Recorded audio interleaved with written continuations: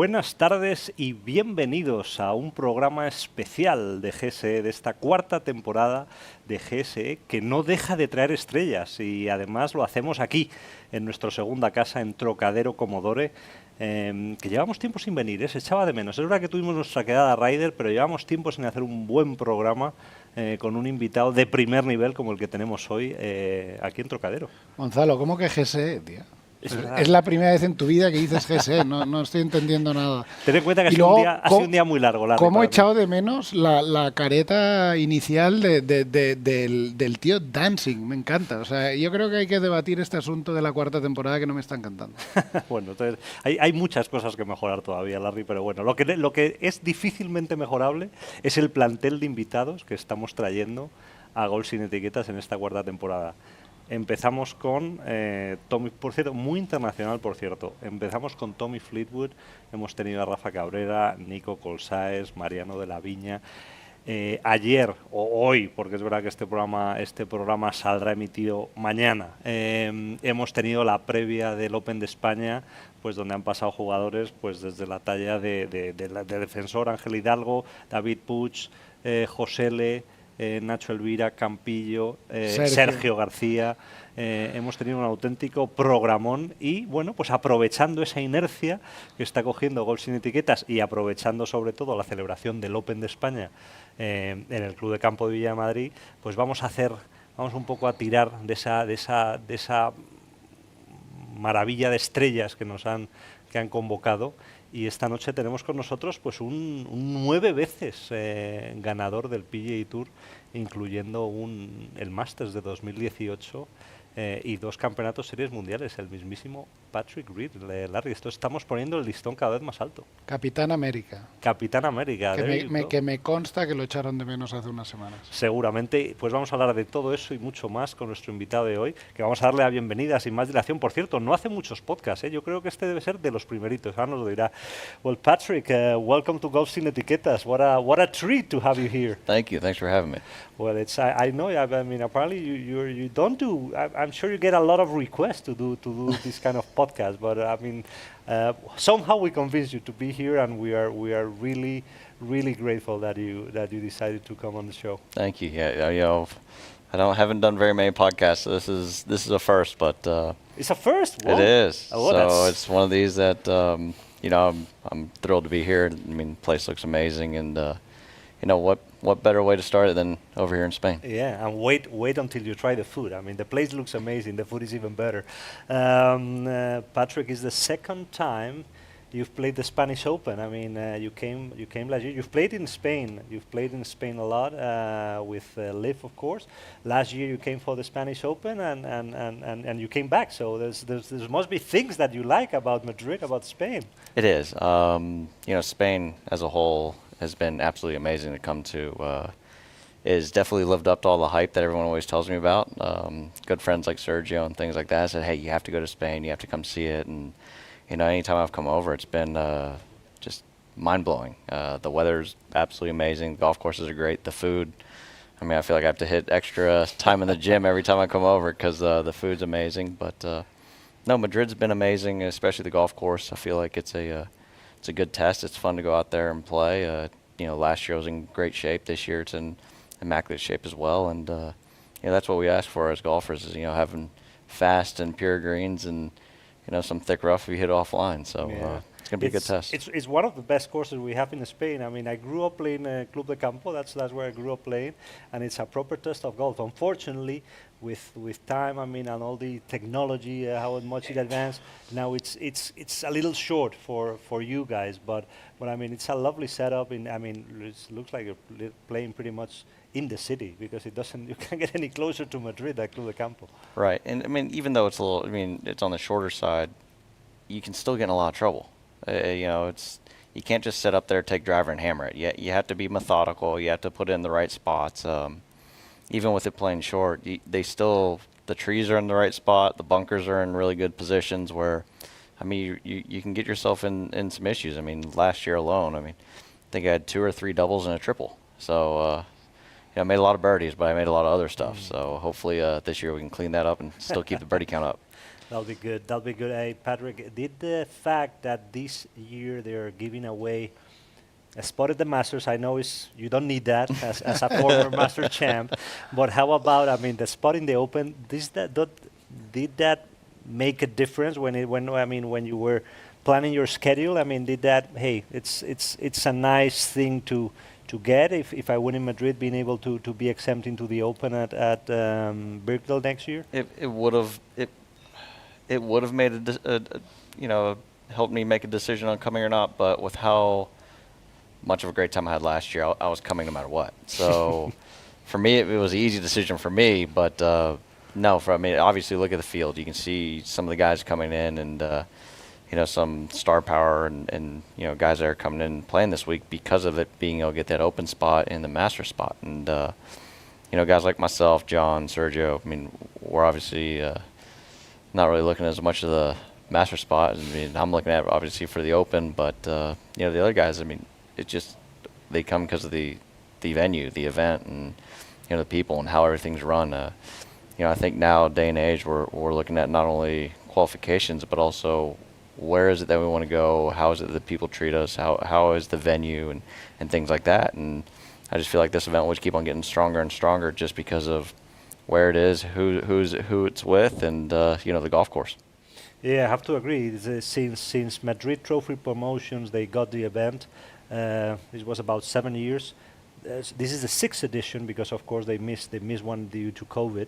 But yeah, the tournaments kept growing, the field kept getting better, and as Patrick said, I think one of the key points is not so much the money or maybe the Master spot or the Open spot. It's the way the tournament is run. I mean, I went to the Players Lounge. I sneaked into the Players Lounge today. It's unbelievable. My goodness, that has to be the best food I've ever seen in a Players Lounge. It's unbelievable. I mean, the food, I would have to say, this week, especially in the Players Lounge, is probably the best, if not, I would say probably the best on any event I've played. PGA Tour, DP World Tour, LIV Golf. This one, this is the one. This is the one. If you want food, this is the place you come. Well, guys, I mean, if you are food lovers, come and play the Spanish. It's what Patrick can still get his head around is the timings with the Spanish lunch times and dinner time. That's a little it's a little confusing for a foreigner to have dinner at 10 p.m. Yes, I'd be asleep by then. Yeah, it just shows that the city here never sleeps. Kind of. Yeah, I mean, we left early the past couple mornings. One morning at 6:15, the other morning even earlier, and people are all walking on the streets and everything. And obviously, if dinner's starting at 10, that means they're still walking the streets at midnight. So. Yeah, wait till Thursday and Friday. You will see people coming back. By the time you go to the Thursday on Saturday, people will be coming back in from the party. Well, things that, I mean, like people that talks shit about LIV Golf, they always say, well, these guys, they want to win a lot of money playing less golf. One thing that cannot be said about Patrick Reed is playing less golf. What's your schedule coming after Madrid? Oh, so after Madrid, I go home. I think I land Monday afternoon or Monday night back in Houston, and then I leave Saturday to go play International Series Philippines, then International Series Hong Kong, then Abu Dhabi and Dubai, the final two events on DP, and then International Series Riyadh in Saudi. So 5 more left after this event, and that'll be 32 events in a 45-week span, and then we'll shut it down until January. Well, he's still young. He's only 35 years old. So, I mean, but I have to say, Patrick, you've been probably one of the few Americans that, I mean, you've really shown this interest on playing abroad, playing overseas. This year alone, I think you've already played like 8 times on the European Tour. But as you said, if you put the International Series on the Asian Tour there, if you throw, of course, your LIV Golf commitments, you are one of the players that probably understood that as a golfer, I mean, this is a world sport, and you have to travel the world just playing golf and doing. I mean, we're fortunate to be able to make a living out of this, which is fantastic, and travel the world and meet places and people, and you've been doing this since the very beginning. Yeah, it's always been a dream of mine to, be known as a worldwide player, to play worldwide, and really the only way you're going to be able to do that is by traveling the world. Yeah, it could be easy to kind of stay at home and play in the United States. I mean, obviously, as an American, it's kind of your comfort zone. But I felt like, being a worldwide player, traveling around the world, taking your game to different places, having to deal with different grasses, types of golf course, and different ways of playing, that's how I'm going to grow as a player and actually be able to see kind of how my skills are and seeing things I need to fine tune on. And, now being a part of DP World Tour as well as LIV and traveling as much as I do around the world, I'm able to kind of go out and not only try to grow the game worldwide and play, but also enjoy all these amazing areas and amazing places that if you just stay at home, you wouldn't even know about. Yeah, sure. I mean, and for me here, so just so you know, golf sin etiquetas, the translation would be, it plays around with the etiquette of golf as well. I mean, the word, but would mean like golf without tag. So here we tend to get very critical with some of the things that go on the golfing world. and Scotty Scheffler, for us, is by far the best player in the world. But for some reason, I can understand. I think one of your responsibilities, we can say, as a number one golf player in the world, you have to be an ambassador for the game, right, and travel the world. And that would be my only critic to your fellow Texan, would be that he hardly ever I don't even know if he has a passport. He hardly ever leaves the U.S., which is a shame. Yeah, it's just one of those things, like whenever you're on the PGA Tour, that's where a lot of the money is. That's where the world ranking points are. And when he gets to number one in the world, he obviously, he wants to, a lot of those guys like to play less. They want to spend more time at home. And, but there's that fine line of having those responsibilities of being, a household name and being the top guy to, hey, the only way you're going to actually grow the game successfully is by going around the world and playing in different areas, so people can see you. People can see this side of like what golf's all about. They want to see the best players. They want to see the names out. They, you go to some of these events and you're playing around the world, and of course you have your local heroes and things like that. But to be able to see the top guys, that means a lot to them, and that's how you're going to grow the game, is by actually going to these places and playing. And to be honest with you, at times it gets hard. It gets hard traveling across the world, but I wouldn't give it up for anything. It's so much fun traveling the world, playing and playing these different areas and showcasing not just my game, but also showcasing golf and showcasing, the fun side of golf. Because, everybody in the stigma of golf is it's just, all right, 5 hours, boring. You just hit the ball, sit in the cart, drive up to the next one. And it's complete opposite when you're out there and actually playing. Plus, he named it very well a little while ago. He talked about playing different type of golf courses, obviously playing different type of grasses. That's a challenge. When you are not used to, when you go to Philippines and Hong Kong and you find all those different grasses, it's a different kind of challenge. And I could understand getting comfortable in the US, winning the money, tournaments, all the spotlight it's over there, obviously. But I think the challenge of achieving more things in other type of golf, I think it's very, it has to be, because I've never lived it. Nope. It has to be very, very rewarding, obviously, for yourself. You go to Philippines to play, and probably the grass over there is completely different. Then you have to adapt. Then you have to, obviously the weather is so different. There are so many things involved that makes it a real challenge. Yeah, it makes it challenging, and I think, you only get like 3 days to figure it out, because you Yeah, usually arriving Sunday night or maybe Monday, and then your tournament starts Thursday. So it's, but I think that's all the training and work we've done on technique, because as long as you're catching ball first for the most part, on whether it's chipping or things like that. Whether it's graining into the grain or whether it's not, then you'll be all right. But he's already getting the cold sweats. You're talking to a guy here that chips one-handed. All right, well, we can fix that. But it's just kind of one of those things that that's the only way I feel like you can grow, is by putting yourself in those experiences. You can read all about it. You can watch it on TV or film, but to actually experience it and have the juices flowing in tournament play, that's where you're actually going to know, how everything is. I'm quite a golf freak a little bit, and I could stand behind you watching, hitting those baby draws all day. But when you come here and I get the chance of going to the tournament because I coach a few of the players, every time I see you on the chipping green, I would stay there until he leaves. I mean, I love you. I love the way you chip. You are always figuring out things. I think I feel very. I would love to chip like you. Who doesn't? Who anybody would.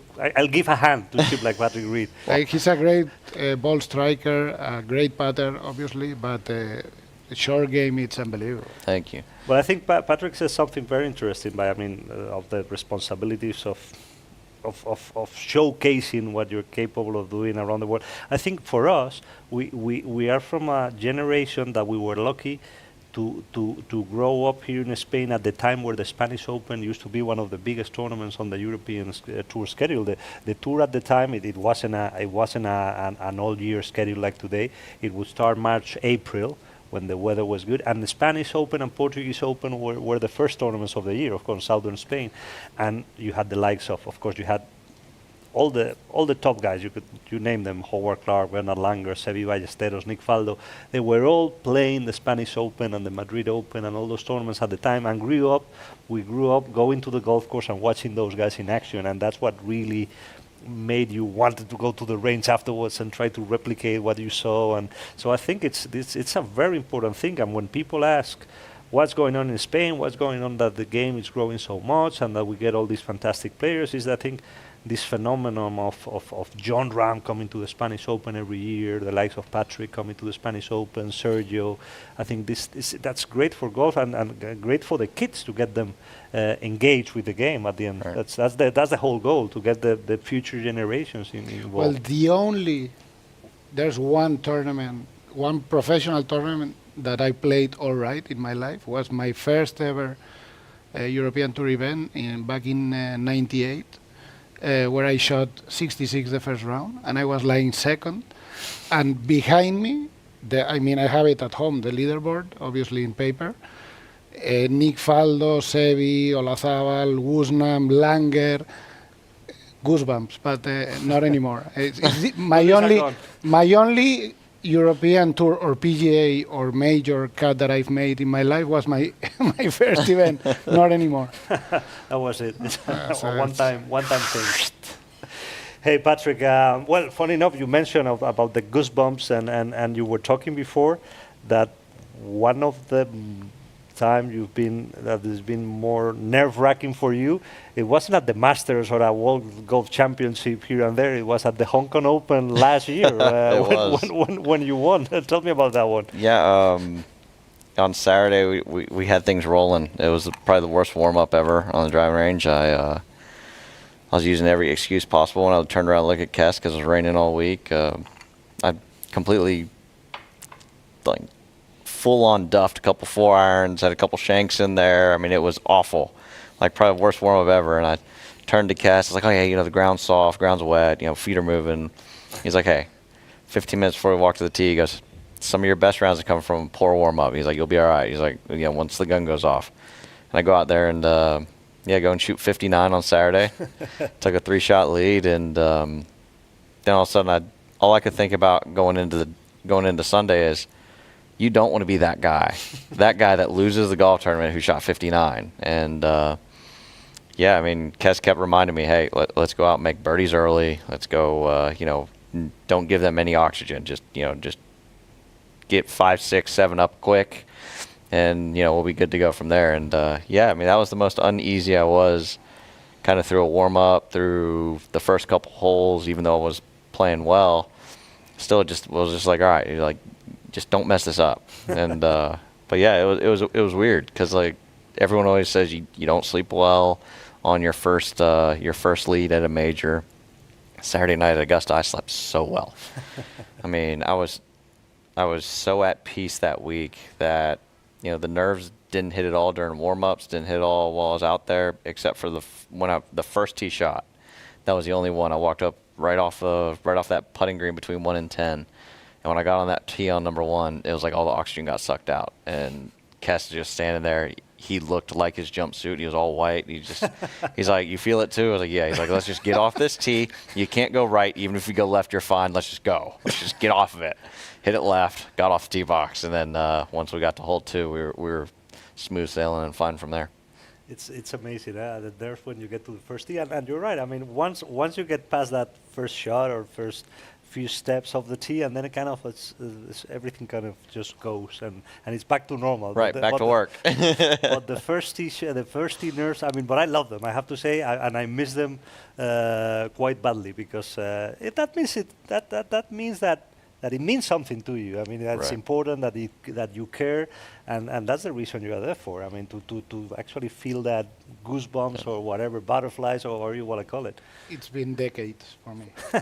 It's one thing Justine has always told me. She goes, hey, nerves just mean you're prepared. You know, if you're prepared and you want it, nerves will kick in, you'll be nervous, but that's a good thing. Right, the guys that are just like, oh, I'm never nervous, this or that. I mean, they either don't want it or they haven't worked hard enough, so they don't believe that they can actually go and get up on top. Okay, let me ask you. When you feel the nerves, what do you do?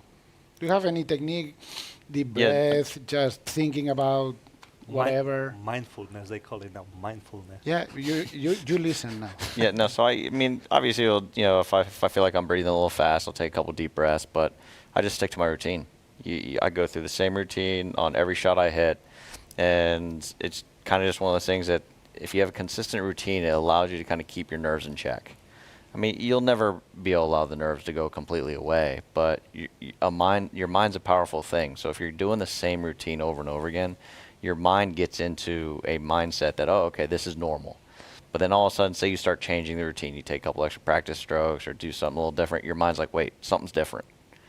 And yeah, so I feel nervous. I'm going to do a couple more practice swings. So, like at Augusta, I've always tried to treat that, especially that major, as just a regular event, because I'd always put too much pressure on myself that, oh, hey, you have to play well, you have to get the majors off to a good start, and I never really did that very well. And then in 2018, we sat down and my coach and I and team, and we're like, hey, just try to take every single shot on. Don't care about what happened behind you, what's coming up. Just dive into every single shot. Stay in the moment. Stay in present. And don't put any pressure on you. Just try to exceed at every single shot that you can. And that's all I did all week. Is I just focused on every single shot, not what happened in the shot before, not what was upcoming. Just tried to execute that one shot at every time. And I mean, it was crazy how well it just allowed the nerves to kind of stay away. Like stepping up on the last hole and having that putt for par to win from 3.5, 4 feet. If you sit there and you put the actual scenario in that, everyone's going to be nervous. Oh, first major, 72nd hole at Augusta National, 3.5, 4 footer to win. I mean, now all of a sudden it's like, okay, but really, if you think about it, at the end of the day, it's just a 3.5 or 4 foot putt.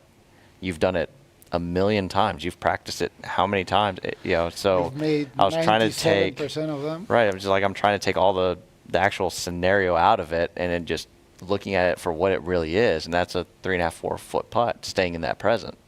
And that's the easiest way to keep your nerves in check. But it's so hard to be disciplined and actually get there, because your mind always wants to wander. Oh man, like that shot I hit last hole, or oh I need to hit a close one here because this pin's accessible, I need a birdie, or things like that.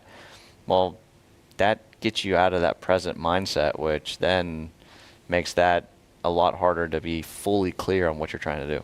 I'm taking mental notes. No, but it's true. I mean, it's sometimes it sounds a bit of a cliche, because that's what when you ask all the great champions, they would say the same thing. But that's what really works. I remember when I won my first tour event, I was on my rookie year. I was playing on the last group, and I was so nervous that I focused so much on the present shot, as he said, but because I didn't want to fuck up. That was Right. I was so scared of shanking it and making a fool of myself or hooking that I was so focused on each shot, on each single shot, and my mind couldn't either go either back or forward. I was so focused on each shot that I played one of the best rounds of my life. And I know it sounds like cliche, but I mean that's what really works. It's when Right. when your mind starts wandering back and forth. Oh, I still have 3 holes to go. I have to make a couple of birdies, or there's still a difficult tee shot here, or whatever. Or how about that 3-putt I made on the last?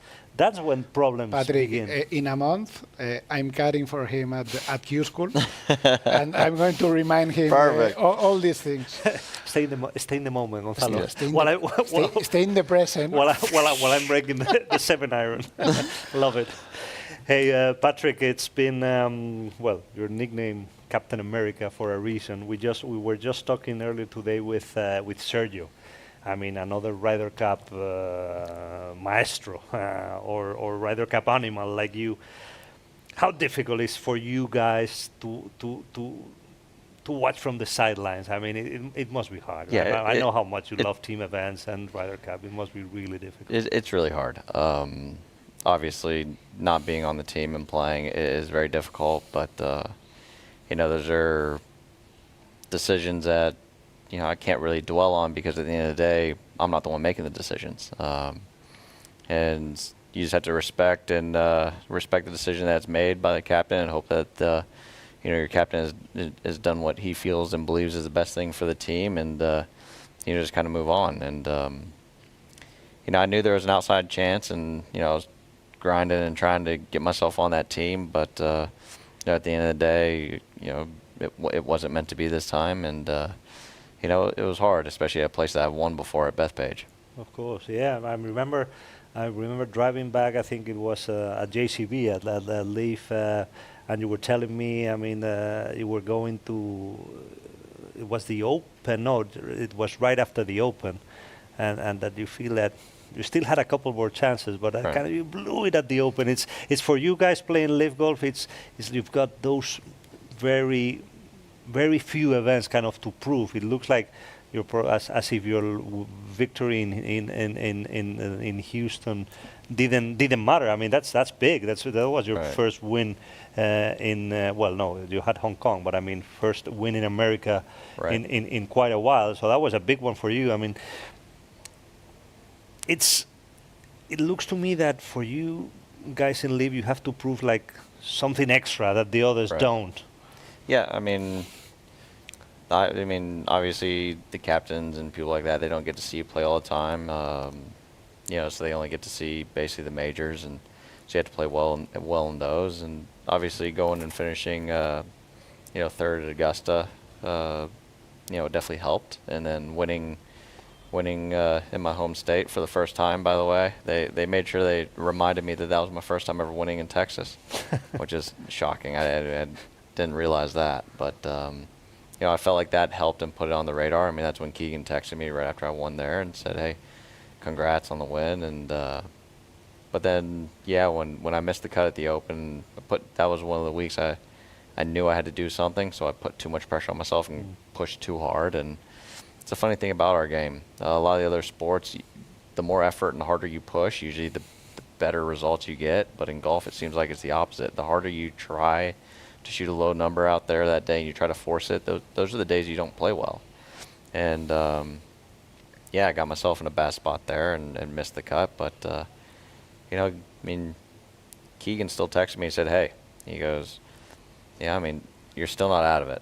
This was after the Open. He's like, even though even though I didn't play well there, he's like, "Show me something." And just obviously in his eyes didn't do enough later in that year in order to make the team. But if I would have won one more LIV event after the Open, I probably would have been on the team. But it just wasn't meant to be, and it's hard. I mean, we're not earning points every week like those guys are for the Ryder Cup, but Sergio felt the same way. Sergio felt that there was, he didn't play well over the summer. Sergio had a great start of the year like you did, but he was definitely lacking something towards that end of the. But I think even though obviously LIV Golf players, they need to show up on the majors and whenever they play with the big field, I think we've come a long ways. Like maybe the last Ryder Cup, like LIV players, they don't have even a chance. Like they even count. Well, Like Zach Johnson admitted that he never watched LIV. He well, didn't even attend a we, LIV event. we've come a long way, and now you are in the radar. Keegan texts you. I think it's good for not only for the LIV players, but for the fans. Here we have two main tours and European tour, three. I feel like the fans are the ones that we've lost more because we don't see the actual big competition more than 4, 5, 6 times a year. And I think it's very good that, for example, Keegan would text you and will tell you, you have your chance. I mean, it didn't happen the last Ryder Cup. So we need to move on. LIV players are great golf players, like they show on majors every time, and we need to normalize the things and take them in count. I think it was great that Bryson played, and he showed like he gets along with the PGA Tour players like human beings, and he played well. He didn't have the best week, but he played with passion, I would say. I mean, I would say that it's not really as much as the players not getting along. I mean, I feel like the players haven't really changed very much from, when I was on the PGA Tour, when I'd come over and play in DP, or whether I was on LIV playing on DP, and they want to go to the majors, the same guys that I've always talked to, or I mean, they're the exact same. I think it was just one of those things like that knee-jerk reaction when something new comes in. Everyone in the society these days, something new or different comes, like, oh no, we don't like it, out, like no. And when LIV came about, that's how everyone was, and I think now we're far enough along that it's accepted, and at the end of the day, we still need to find some unity in the game between all the tours to get all the top players playing at the same time. So yeah, like you said, because the fans have lost at the end of the day, and try to get that back so that fans have more to look forward to with all of us playing together. Do you think that might happen or can happen? It can happen for sure. Will it happen? Only time will tell. But obviously, just like baby steps is what we're looking for. Because if once it starts moving forward, hopefully we can continue that trend. And I feel like with Keegan looking into guys on LIV with and things like that. I mean, those are little wins and little steps for the fans and for golf to try to get unified again. And I feel like it will. It's just it's one of these things that takes time. I agree. I think there you can see steps on the right direction, like the exemptions into the Open this year and the US Open. I mean, definitely steps on the right direction. I think world ranking points are definitely a must for LIV Golf. It makes no sense to me that, the golf rankings are at a joke right now. I mean, right. You look where John Rahm's standing, makes no sense. Russell Henley, number 3 in the world, sorry, but no, I don't buy that. I mean, he's a great player, but he's not number 3 in the world. So there's things, I think, the same way the European Tour, I believe, is not getting enough world ranking points. So I think the whole world ranking system, it's fractured. Needs to be revised, and I'm sure that Trevor Immelman, who's the new guy in charge, hopefully he can get it fixed. But for me right now, the official world golf ranking, and it's not official, it's not the world, it's because not even LIV a ranking. Right. It's not even a ranking. So yeah, they definitely have to fix that.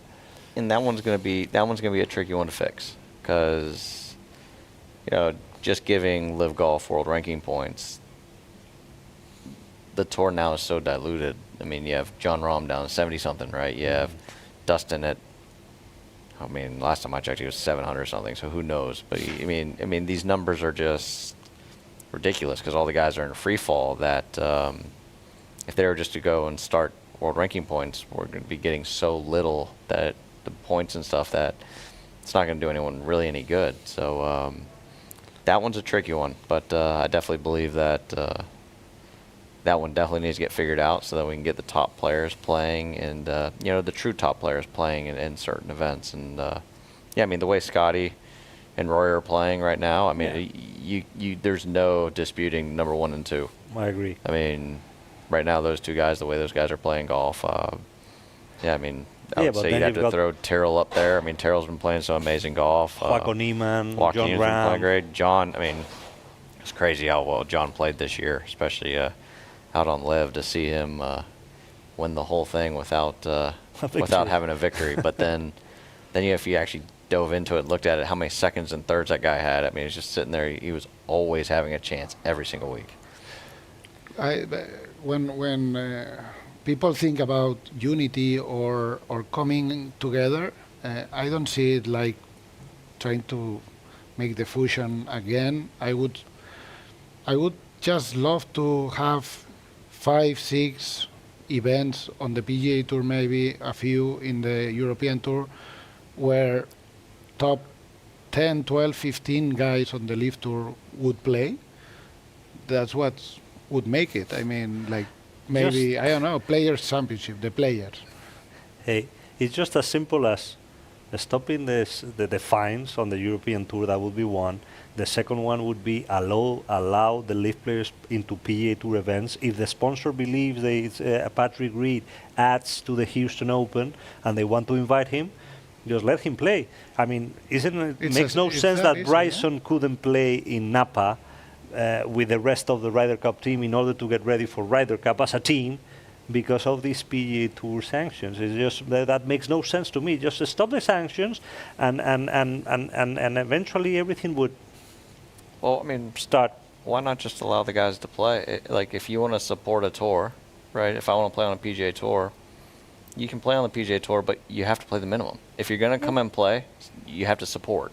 That's one thing I've always had an issue on when I was on the PGA Tour and when I was both a dual member of PGA Tour and DP, is that guys would come over and play just Wentworth, just because of world rankings and things like that. And you sit there and going like, well, if you're going to take away spots from the biggest event on this tour and not actually show support on that tour, you're taking a spot away from a guy that's played the entire year to try to make it into the premier event, and you just basically kick that one guy out because you came in for a sponsor exemption.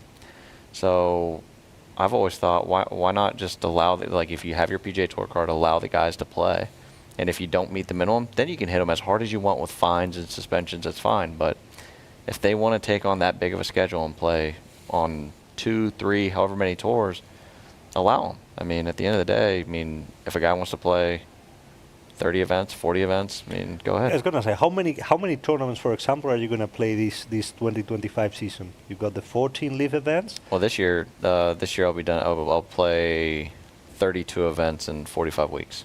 Wow. I mean, that's so you could do the 14 LIV plus the 15 on the PGA Tour. You could do those. I mean, that would be the day they allow that for us to play. I'll play the minimum on PGA Tour, minimum out here, minimum all the LIV events, and Asian Tour, just to show them, because that is possible. Let's remember, in the very beginning they said, oh well, you can't play both. You can't do this. You can't do that. Well, watch, I'll show you. I'll play all 4 in 1 year. Well, you remember who did that one time? Jeev Milka Singh, the Indian player. He was a member at the PGA Tour, European Tour, Asian Tour, and Japan Tour on top of that, and he played the minimum on both 4 tours. Yeah. I mean, he played like 40 tournaments a year. What a was player, crazy. eh? What a swing, what a player, what a gentleman he was. But yeah, I mean, I'm with you. I'm totally with you. I mean, just take your membership. Just let the guys play. Yeah. Well, let the sticks talk. You know, I mean, I think that's the biggest thing is, you know, especially in golf, is. And stop screwing the fans. Yeah. Absolutely. Hey, Patrick, going back to Ryder Cup and the captain, Keegan Bradley. Do you like, I mean, what he did? I mean, I have to say, I'm all for Keegan going for a Darren Manor as well. I was a little skeptical at first. I thought when they first picked him, I thought it was too early, too young of a player. I mean, I think it was more kind of a redemption after what happened in Rome. But I have to say that the way those players behave on Sunday and trying to get that trophy back, and the way all the players spoke about their captain, supporting the captain, I would love to see Keegan giving it one more chance. I don't know. Yeah, you know, when Keegan got announced as Ryder Cup captain, I was just like, what? Who? Yeah. What? Nobody could believe it. Had no idea. I mean, I always would have thought you'd you'd be a vice captain first, and you know, kind of all this kind of stuff. But then when I sat there and actually sat back and thought about it, I was like, all right, well, maybe obviously the way the U.S. side, the way we've been doing things, hasn't really been the right way.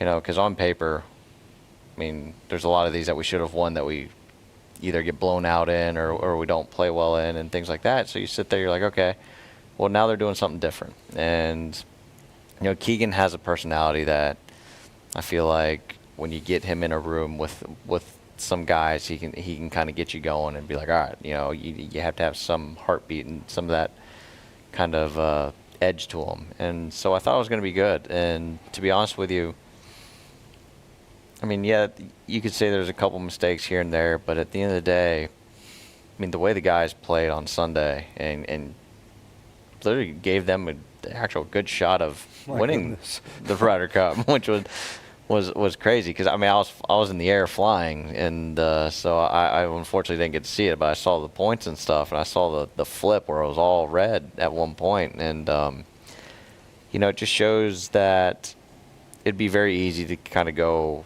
after Saturday night and get back in the team room. I mean, I've been in a couple of those team rooms where you feel dejected, or the opposite side, you feel like, all right, yeah, we got this, we got a chance. And you know, that's a point where when you're getting beat that badly, that somebody needs to step up and say something, and you know, rally the troops, get the guys going. And I don't know what Keegan said Saturday night, but you know, it obviously showed as a great leader, him stepping up and saying something and getting the guys going and giving them the belief that they can go out there and still have a chance. And yeah, I mean, I felt like setting the golf course up the way that they did didn't really showcase Beth Page as Beth Page. I felt like that hurt us as a team.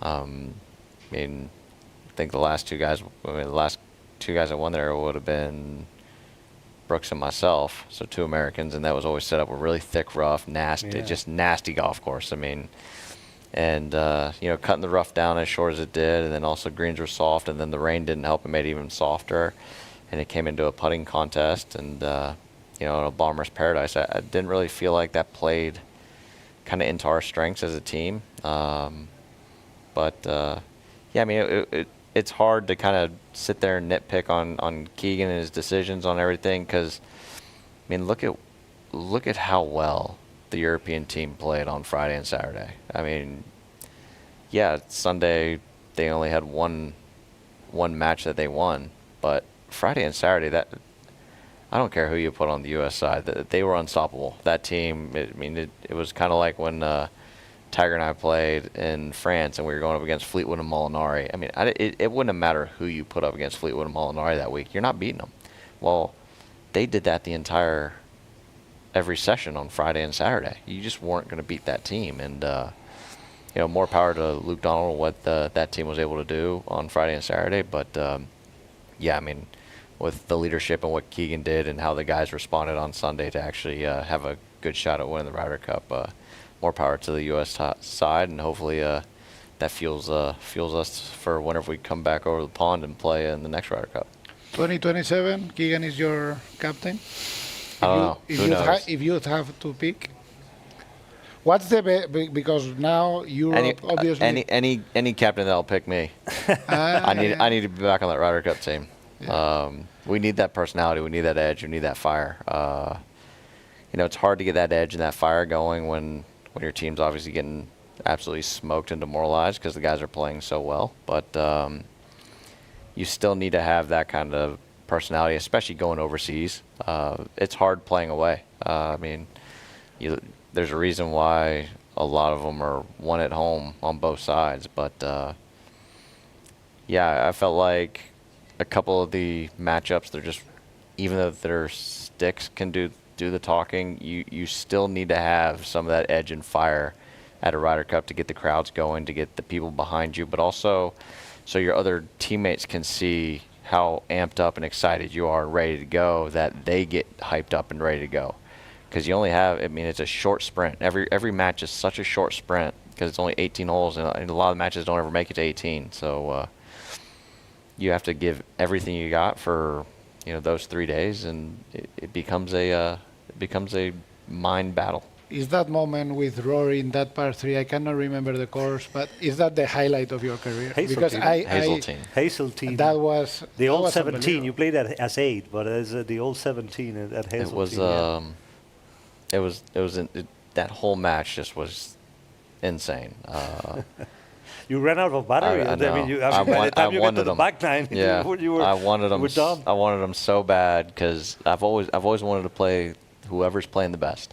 I always want to go up against the best.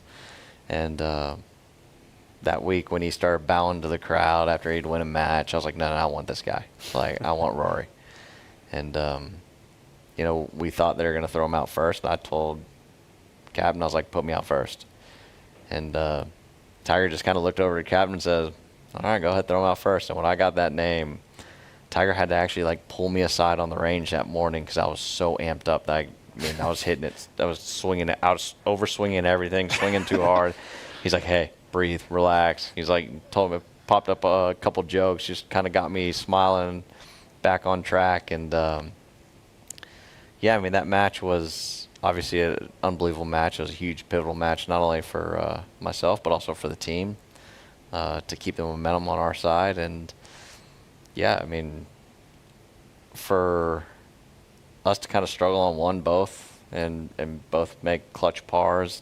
And then from there, when he gave no reaction when he made birdie on the par 5, he just walked in like a 12-footer, and I just kind of looked at him. I was like, no reaction? I was like, when I make a birdie, you're going to hear it. He goes, well, you got to make a birdie first. I was like, thanks. And then, making that eagle on 5, and then both of us making birdie on 6, him throwing a fist pump and yelling right in my ear as I have a 3-footer for birdie, and then me making it and bowing to him, going to the next tee, and he's like, oh, my bow's better. I was like, no, mine was. It's on home soil.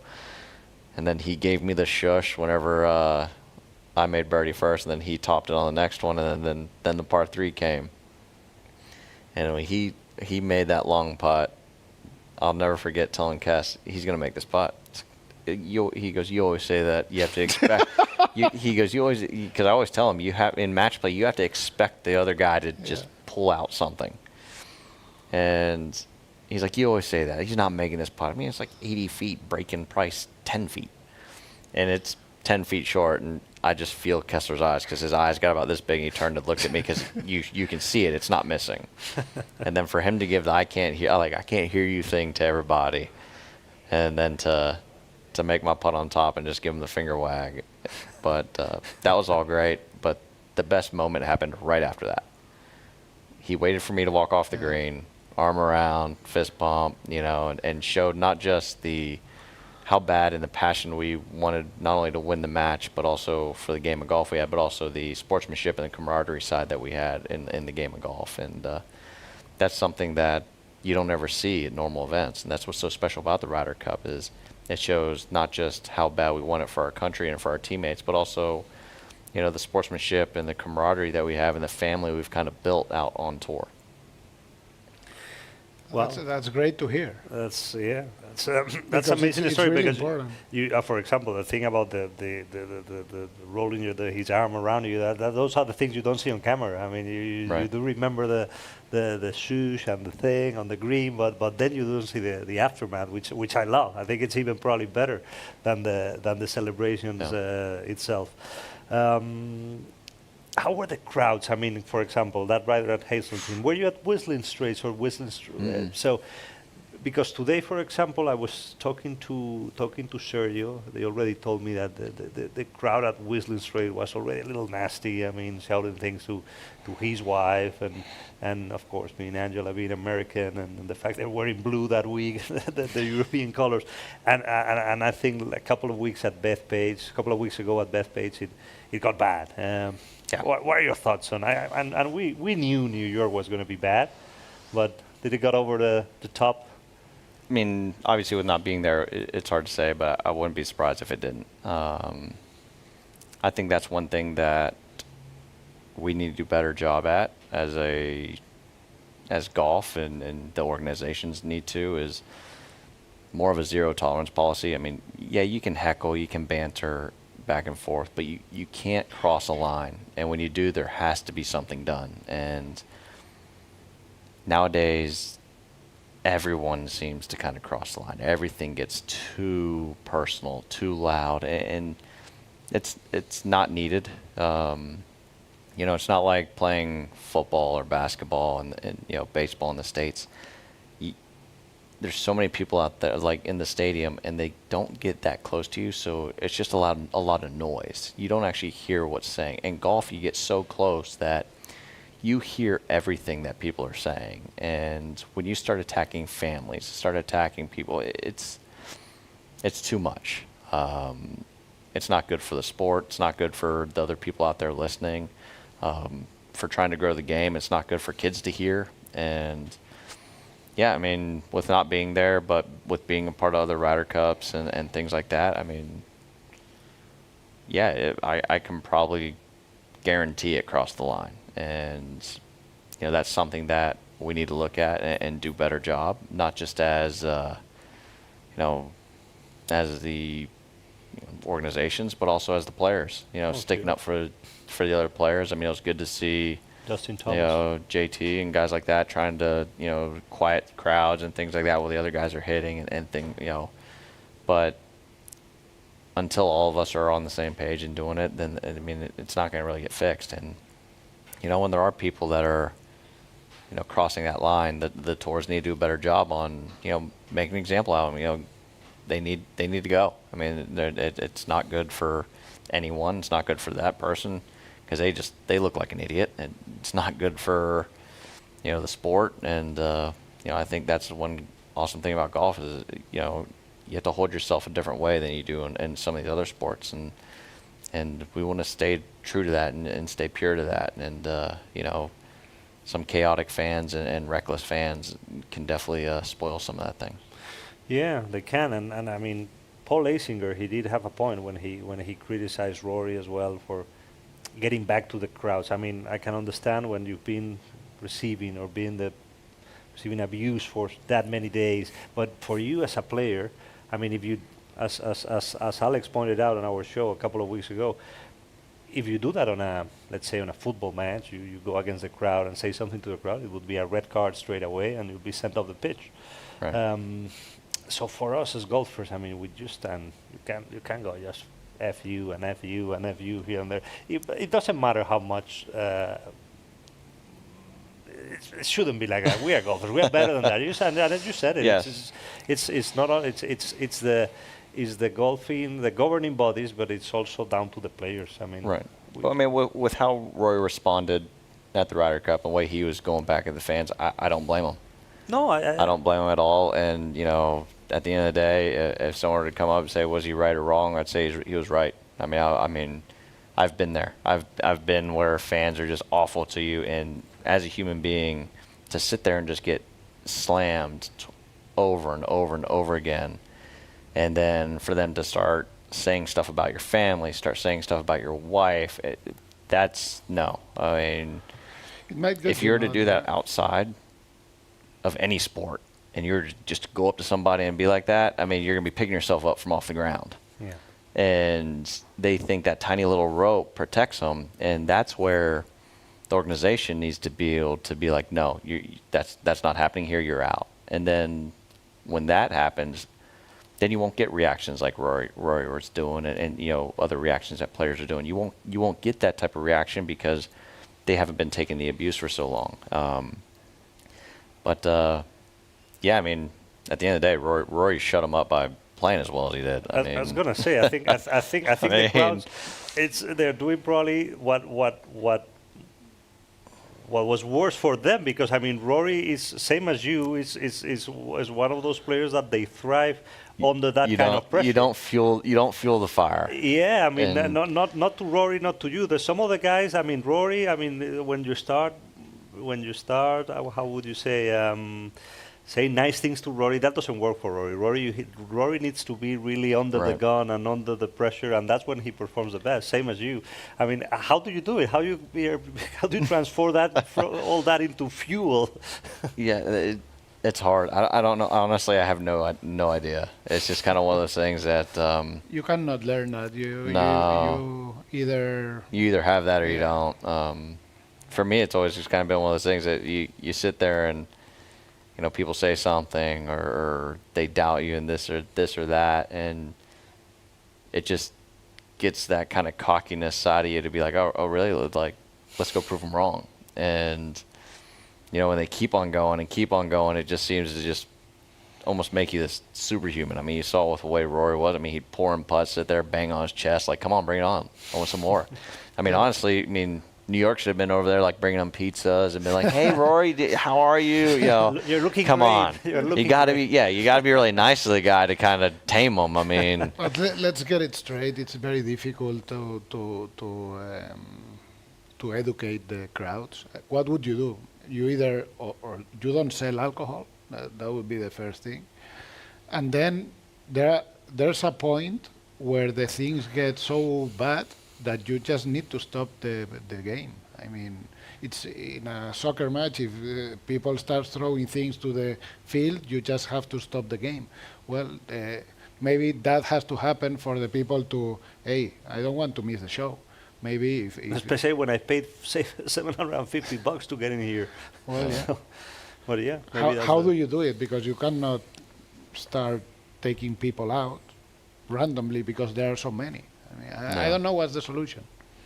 Yeah, but it's kind of one of those things though. Once you start taking out a couple, then everyone else kind of, they sit there and they look and they're like, well, I paid all this money. I don't really want to leave. So once you pick out a couple of the really bad ones, other people see that. But when they see that, oh, well, he said this and he's gotten away with it, now it's free game. So it just gets worse and worse. But, I mean, it's unfortunate, obviously, with things like that. But at the end of the day, I mean, you have to somehow just block it out and go and play the best golf you can. I mean, it's just like all these other sports. I mean, you have a home and an away team. I mean, when you go anywhere, I mean, the away team is never they're never gonna be, you're always gonna get some kind of abuse. I mean, at the end of the day. But no, I mean, I definitely, from what I heard from both sides at the Ryder Cup, I mean, it sounded like they crossed that line. But we just have to see kind of what happens going forward, because you don't want that spilling into regular events. I mean, the Ryder Cup is something different than just regular events, and that's where, I mean, it's basically a free-for-all. Sure. Patrick, you mentioned something before, that when you played with Tiger in Paris, you played 3 games with who was supposed to be, I mean, who was the team leader at the time. I mean, I don't know if he was #1 player of the world. No, I don't think he was. But he just won the week before the Tour Championship. How is it? Because how is it playing with a guy like Tiger? The same way, I mean, because I'm trying to think about, I'm looking at Scottie Scheffler's performance over the Ryder Cup, where he won the only point he won was on the singles on Sunday.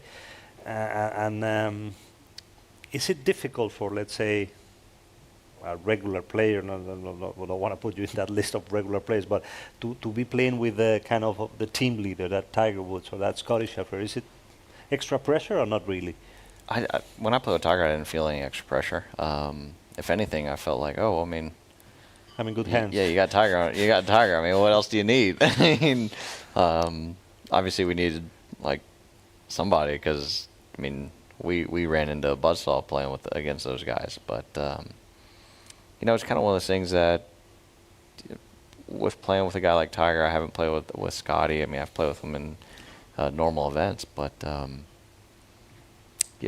don't know. I don't know why it is that both of their records aren't that great in the team aspect of it. But I don't mean, like when I played with Tiger, we were grinding. I mean, I knew Tiger. He was tired. I mean, he put all he had in the week before, and then having to go and try to do it the following week, and then it didn't really matter what him and I were doing. I mean, Fleetwood and Molnar, you wouldn't be able to stop those guys, and but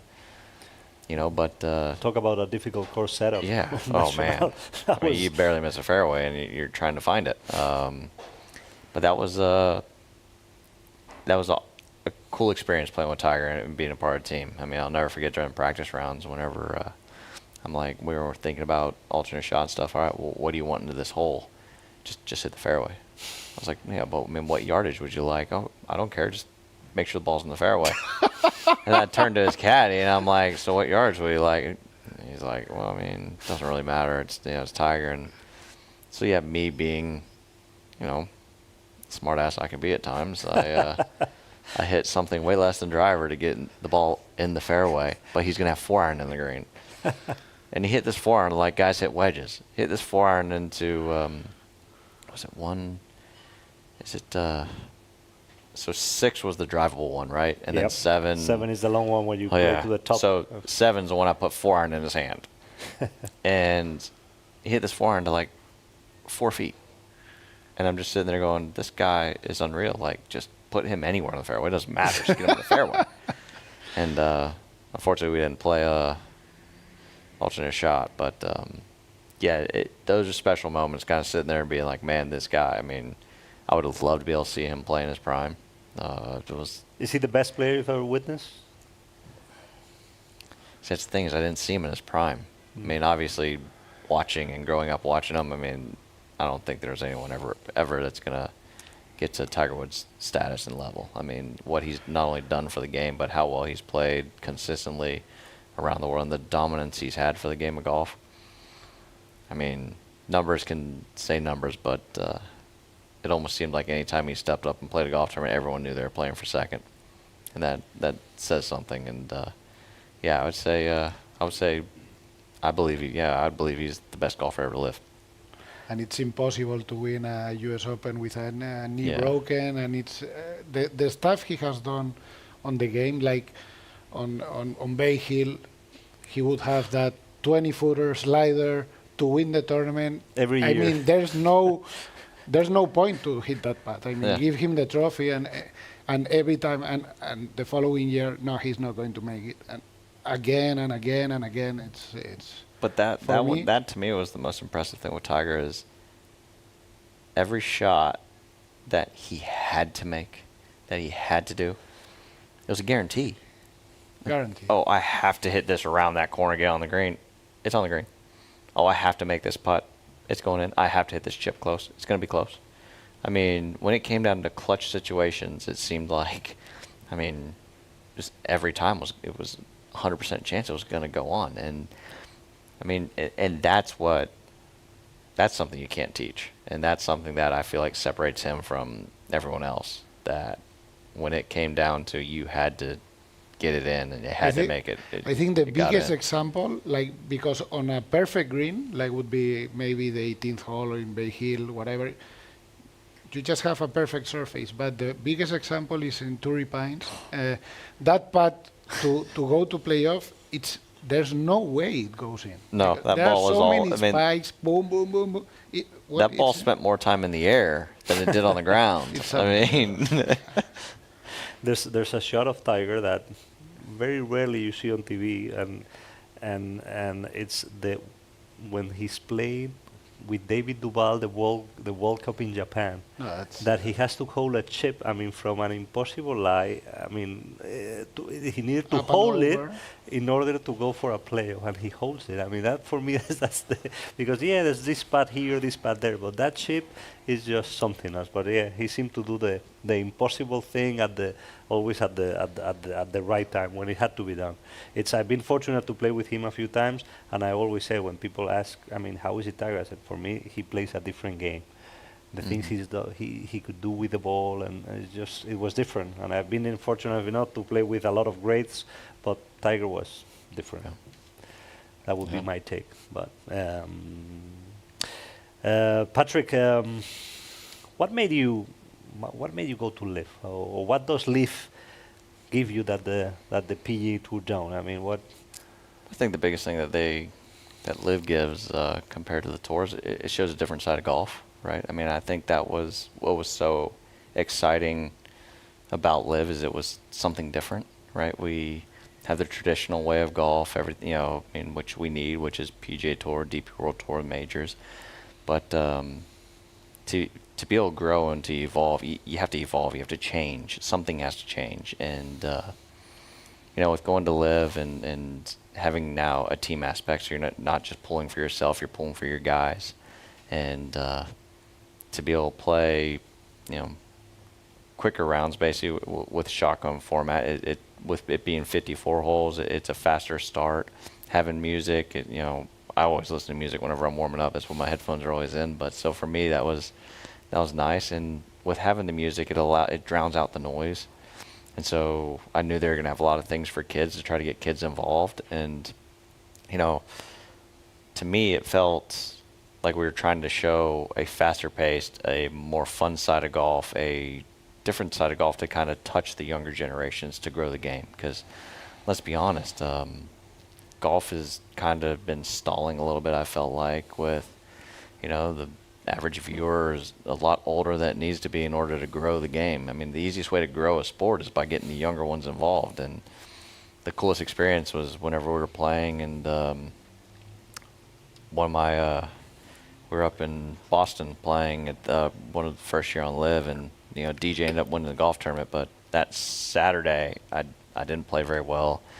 I didn't really putt very well, so I was like, all right, I'm going to go to the putting green and do some work. And it was right near the fan village, and I'm kind of upset on the round. I'm hitting putts, and all of a sudden I hear these, two little girls behind me clapping, like, yay, because I finally made one. And I was like, all right, And so I turned around, and a dad was down on his one knee, had one daughter on the left, one daughter on the right. Both had their face painted, and they're having the blast, clapping, cheering, and around golf, but also having fun. And to me, I was like, that's what it's all about, showing the kids, allowing the kids to have a great time, but at the same time showing a, fun side of golf, faster paced, side of golf where it can relate more to, everyday lifestyle. I mean, at the end of the day, you want to go watch, say, Rory and Scotty play on PGA Tour. Well, if they're on the opposite sides of the draw afternoon and morning, that means you have to be there at 6 something in the morning and stay until 6 at night just to see them play. Well, I mean, nowadays everything's so fast paced, and with having it shotgun start, having it, be on Friday through Sunday, it's basically a 6-hour period rather than a 12, 14-hour day. A 6-hour day. Everyone can come and see. You have concerts afterwards, and I feel like it's something different and shows a different side where people can kind of jump in and jump out rather than feel like it's a whole long marathon that they have to be a part of. Is there anything you would change from LIV or from the format? I don't know. Yeah, I mean, me personally, I'd have more team stuff. We have the team championship at the end of the year, but a lot of it we're playing, and we're counting all the team stuff and things like that. And especially it just seems like we always kind of get beat on the U.S. side in the team aspect of the Ryder Cup with the foursomes and four balls. I'd like to see a couple more events where we're doing more things like that, more team aspect of that kind of golf, because that's where it gets fun. Yeah, match play for sure. I mean, I love match play. We're big fans of match play here. So, I think it's just that's the purest form of golf. And really, to me, I mean, I feel like LIV has made huge strides. To be honest with you, I wouldn't have thought they'd be as far down as they are already. Anytime you bring something in new, especially with two mammoth of tour, I mean, PGA Tour and DP World Tour, I mean, they control the markets, and now all of a sudden you're going to bring in a new, fresh tour. It was going to be hard. It's going to be an uphill battle, but I feel like they've done a really good job and actually have kind of put everything fast-paced and moved a lot longer, quicker than I thought. And, I've enjoyed every minute being out there and playing, and, it allows me to, spend more time playing not only on the DP World Tour, which I've always loved to come over and play, but also, it gives me more time to, sit and think about, different things I can do with helping out with our foundation and charities and things like that, because everyone can write a check, but really to be there and show support, that means so much to people. And, that's something that I look forward to be able to do more often rather than, when you're playing on PGA Tour, you're playing, it seemed like every single week, even though this year I am playing just about every week. I love the fact that you talked about teams, about the team competition. Don't you think that switching around, playing, I don't know, for 5-6 million in the individual side and for 20 million in the team side would make have that feel that the team competition actually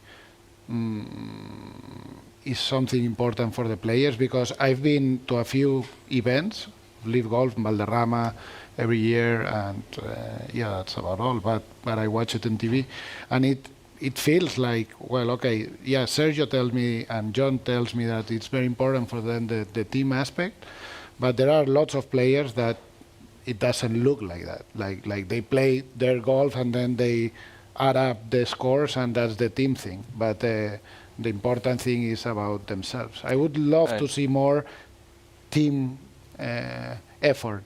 Right. Well, yeah, I think that's the thing that is hard about golf, because all the team stuff, at the end of the day, it's whoever has the least amount of shots. You know, that's who ends up winning. So everyone's out there trying to take care of themselves on trying to produce the lowest score possible to help the teams. That's why, I mean, I feel like that the team aspect is great the way we have it. The one thing I would like to see is maybe a couple tournaments or a couple of like friendly matches or things like that where you're bringing strictly team match play, team stuff, whether it's 1v1 or 2v2, or why not even go, you know, if two teams tie, right, we're going to go 2-hole playoff alternate shot, but all 4-guy alternate shot. Listen. Why not? Or what you do is in our late chapter, well, USA and Spain tied up for the World Amateur Championship, and the USA won, by the way. USA won because of this of the round that you discard. I mean, the third round. And I suggested a 3-player foursome. That's great. Yeah. That's strategy, the team effort. Like at the team championship, how it's tied, right? I would rather, why not have it where you have a 2-hole playoff? So it'd be, say, DJ and I alternate shot on hole 1, and then on hole 2, it's Thomas Peters and Harold Varner alternate shot, and then you add those 2 scores together, and that decides who wins the golf tournament. I like that one better. You know, that 3 alternating. I love it. But I mean, but what it does, I'm a great iron player. You are a great driver. Then you hit the drive. Then it's a team effort. But what it does, it brings the entire team into it, right? Rather than if there's a playoff and you're able to pick 2 of the 4. Well, I mean, why not? I mean, you need to, we're some of the best players. We're some of the best players on this yeah. planet. So why not have all of them showcase it? Yeah. And so, yeah, there's little things like that you can do that can bring the team aspect involved. But you know, with us only playing 14 events, I wouldn't mind seeing, say, 16 or 17 events and having 2 or 3 of them be strictly team stuff. Love it. Patrick, we're coming to an end. I know you gotta go. You've been super generous with your time. But what advice would you give to a young player who dreams of playing in Ryder Cup or becoming the next master champion like you did? I mean, what would be your advice? I think the biggest thing is, obviously, I mean, you have to go out and enjoy the game, have fun. At the end of the day, it's still a game, right? I mean, even at my level, I always, every once in a while, I have to sit back and think that, yes, it's a job, but I get to play a sport. I get to play a game for my living. I mean, and you still have to enjoy it. You still have to have fun with it. And the more you have fun, the longer you're going to be out there. And, you know, for me, the biggest lesson I ever learned was after winning the NCAA championship and got into the following week, which would have been Memphis, PGA Tour event. I was 3-0, basically unstoppable at the NCAAs, and I show up there, and my coach and I had a game plan of how we were gonna attack this golf course and play, and all of a sudden I start watching the 2 guys I'm playing with were 2 veterans play, and all of a sudden I started changing my game plan. I'm like, well, they've won out here, they've done this and all that. I guess I have to play this way. So I got away from who I truly was. Go miss the cut, and the biggest lesson I learned there is you just have to be true to who you are. Go out there and grind and play the game the way you want to play it, and you know, go out there and move the most dirt, work the hardest. I mean, the more you have fun, the more you're true to who you are, and you practice the most and work truly hard at it. Those are the ones that are going to be successful and out there for a while. But my biggest thing is always you have to have fun, because I mean, as professionals, we still lose sight in that. as, you know, pros and things like that, because it's a job. We're doing it for a living, but still at the end of the day, it's a game. So go out and enjoy it, have fun, and, you know, take your buddies out. I mean, why not?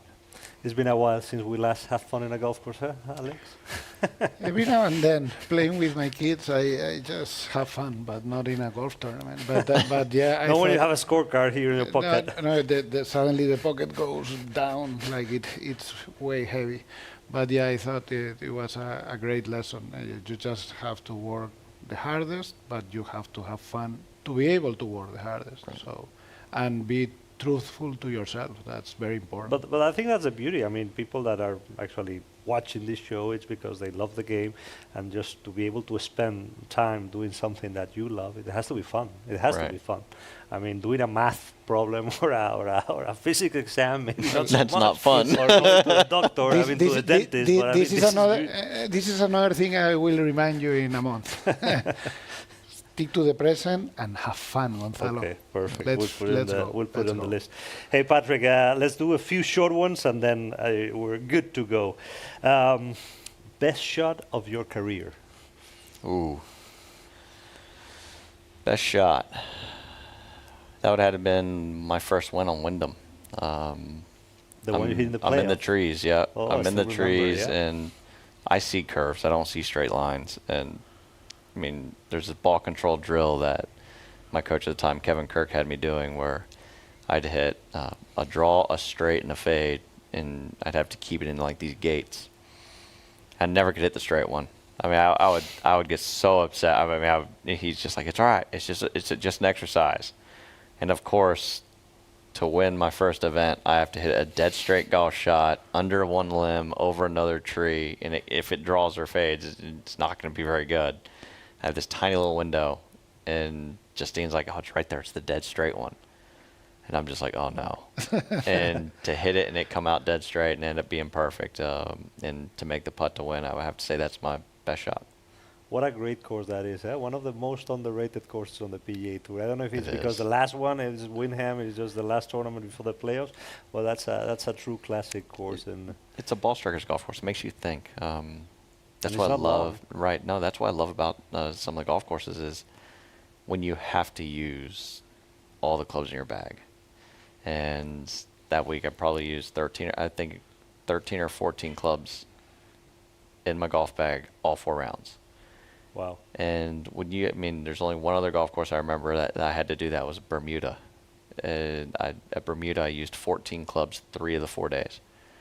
And so for you having to use every tool you have, for having you to hit every golf shot, it makes you think, makes you go out there. And I feel like that showcases true golf and showcases kind of what a good golf course is, rather than it just setting up and hammer and driver on every hole or things like that. Another great golf course where you won is Hong Kong. That's one of my Yes. favorites. That's another beauty. And it reminds me a bit of the one in Greensboro as well. It's Yep. kind of similar kind of style. Patrick, favorite club in the bag? Oh, it's either my 61 or my putter. I mean, 61? What a funny yeah. number, 61. 61. Never heard of a 61. So, It has to be the yeah, lob wedge. 61, because it's one of those, I didn't want my lob wedge going 107, 108 in the air. So, I mean, my full swing lobby, I want to go 100, maybe 102. And then from there, just whatever my next wedge is, it's a 75% swing will fly the same distance and stop. I want no gaps in my wedges. So, yeah, I actually go 61, 57, 51. Which you would think by math wouldn't add up, but it's just like the 75% 57 goes the exact number as a 61, and then the 75% 51 goes the exact number as a full 57. But Interesting.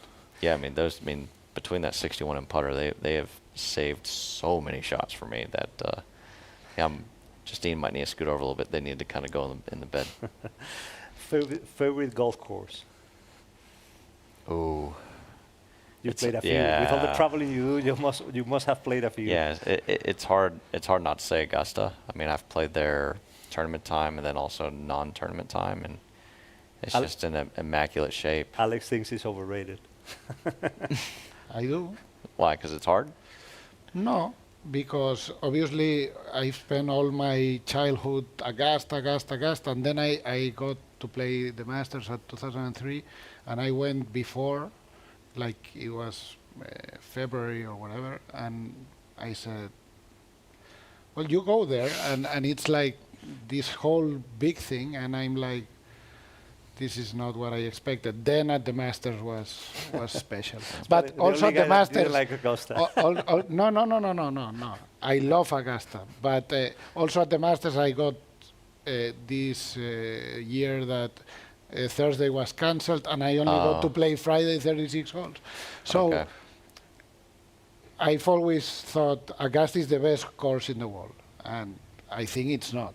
I think there are better golf courses, but now that I come back with one of my students for the ANWA, I can feel again the energy that the course has. I mean, it's something special. But I wouldn't say the best personally, I golf just love how you have to think every single shot. Like, there's no just freewheel layup. There's no just send the tee shot. You have to position the ball depending where the pin location is. You have to have a game plan on how you're going to attack every single shot. I mean, even wedge shots in the greens. I mean, you're sitting there looking at a pin, you hit it 5 feet above the hole. Nice bogey. You know, you just can't put yourself in these certain spots, and it makes you think 24/7. And another one of my all-time favorites is Shinnecock. I love Shinnecock. Everyone hates it. Everyone always complains about it. But I love that golf course. And for me, it's one of those that I would say is the closest thing stateside that we have to links golf. You have the run-ups, and then you also have the false edges that run off. But for me, those two golf courses are hard to beat. Favorite tournament has to be the Masters, I guess. Yeah, I mean, it's hard not to say Augusta there, but if he says the Spanish Open, I go. he's gonna fall over. Yeah. But I mean, obviously, I've always Wyndham sits so close to my heart because obviously not only being my first win, but also being the only win I had with my wife on the bag. Oh. So at the time, she, when we were out there, her and I were just grinding and just having a good time, a good week, and it to be the last event of the season with her out on the bag. To me, that event's hard to not put up, at least in the top 2 or 3 is my favorite tournaments, because obviously, you're always going to remember your first win, but also to have her on the bag meant a lot because, the year before that, we were driving around in her little Lexus around the entire country doing all the Mondays. And so to kind of see everything come together and to win my first year on tour, with her on the bag at a place like that was special to me. I'm sure it was. One rule you would change? Oh, that's easy. All this being able to take practice swings, move loose impediments and the hazards and all that. It's a hazard for a reason. You will go back to the old one. Yeah, it's a hazard for a reason. Why, if you're in a water hazard, can you move a stick or a log? And things like that. That to me is one that I'd change. And also I'd change the rule about being able to move rocks or move like leaves or anything in an actual bunker, because those are supposed to be tough and hard areas. Yeah. Now at the same time, I did end up in a greenside bunker. Was it my 3rd year on tour? And it was at Waste Management, and I had a lemon peel, like a lemon slice, right up against my ball, and I wasn't able to move it. Really? Yep. Is that an obstruction or a movable You would think, but they're like, it's a lemon from a whiskey cola. That's something. Something exactly. Too many of those. So but for me, it's play golf how it's supposed to be played. At the end of the day, a water hazard, you shouldn't be able to take practice swings in it. You shouldn't be able to remove loose impediments. I feel like there's been a lot of rule changes that have been great, but at the same time, I feel like there's some. I'm also the advocate for guys. If you hit a drive into a divot that's in the fairway, you should be able to drop it in the fairway. You know, I mean, nothing would. I mean, let's be honest. If you're in the second to last group and I'm in the last group, we're going down the 72nd hole. You hit a perfect drive down the middle. You take a big divot and hit it close, and my drive finds right in your spot. I mean, that doesn't show that, you know, you're better than me. What it just shows that I got some bad luck by now all of a sudden have not had being able to play off the same type of lie that I should be. Yeah, that's a very popular one too, with our guest, the divot on the fairway. And the last one, one thing that you hate on a golf course. Slow play, somebody that breaks club like I do. The problem is I've done that, so I can't say that one. I mean, slow play, 3 putts, bogeys, doubles, I mean, triples. I've had a couple doubles and triples at this place last year, so, I mean, all those. But, no, I mean, slow play. And to be honest with you, like when I'm at home playing and, you know, just like at the club and you see these amateur golfers get so upset and you know, are just out there and taking forever because they literally look like they're straining over every shot. It's like, hey, it's a game. Like, it's not what you're doing for a job. Like, keep moving, have fun, enjoy it. And but yeah, out here, slow play is it's atrocious sometimes how long you can play. But at the same time, sometimes the setup on how they put some pins and some of the courses, and it's hard not to actually take a second look at some things. But yeah, I mean, we have to move faster. Definitely. Something, I mean, this interview went fast. I can't believe it's been an hour and a half, Patrick. I promised it was only going to be an hour. No worries. But we had so much to talk about. I absolutely loved it. Thank you so much. I mean, just for making the time for us today. I know tomorrow you're supposed to be getting ready for the Spanish Open. I know you're having trouble with the Spanish customs. Welcome to Spain. That's what we do here, just bureaucratic problems all over. I hope you get your putter on time. He's got his putter stuck at customs. But we wish you nothing but the best this week at Spain. It's I think we speak on behalf of the whole the Spanish golfing community when we say thank you for being here. I think it's great for golf, it's great for the Spanish Open, and I think it's a treat for all the Spanish golf fans to have you here. So thank you very much. It's been great. Thanks for having me. Thank you, Patrick. Larry, esto ya no sé qué va a ser lo siguiente, pero bueno, vamos, esto ya no hay que lo pare. Solo puedo decir eso. Gonzalo, tus tentáculos para recaudar talento en este show están mejorando, son espectaculares. Ha sido una entrevista espectacular con un invitado espectacular y en un sitio espectacular como es Trocadero Commodore. Así que nada, agradeceros a todos los que nos escucháis, como siempre, agradecer a nuestros sponsors, Aquadeus, Trocadero, Frankie de la Fuente, Castellana Golf, por estar ahí siempre con nosotros, y les emplazamos a la semana que viene, al lunes, donde hablaremos del Open de España, lunes a las 10 de la noche, como siempre, en YouTube. Golf sin etiquetas, ahí les esperamos. Gracias a todos. Gracias.